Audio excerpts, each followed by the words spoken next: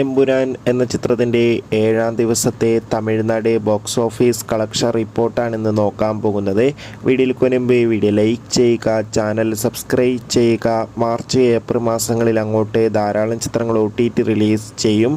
നമ്മുടെ ചാനൽ ഭാഗം പരിശോധിച്ചാൽ ആ വീഡിയോയ്ക്ക് നിങ്ങൾക്ക് കാണാൻ വേണ്ടി സാധിക്കുന്നതായിരിക്കും. മോഹൻലാൽ, മഞ്ജു വാര്യർ, ടൊവിനോ തോമസ് എന്നൊക്കെ പ്രധാന കഥാപാത്രങ്ങളായി പൃഥ്വിരാജിൻ്റെ സംവിധാനത്തിൽ മാർച്ച് 27ാം തീയതി റിലീസിനെത്തിയ ചിത്രമായിരുന്നു എമ്പുരാൻ. ചിത്രത്തിന് ഇപ്പോഴും നല്ല മികച്ച പോസിറ്റീവ് റെസ്പോൺസ് തന്നെയാണ് പുറത്തുവന്നുകൊണ്ടിരിക്കുന്നത്. അതുകൊണ്ട് തന്നെ ഏവരുമേറെ ആകാംക്ഷയോടെ എമ്പുരാൻ എന്ന ചിത്രത്തിൻ്റെ കളക്ഷൻ റിപ്പോർട്ടൊക്കെ അറിയാൻ വേണ്ടി കാത്തിരിക്കുകയാണ്.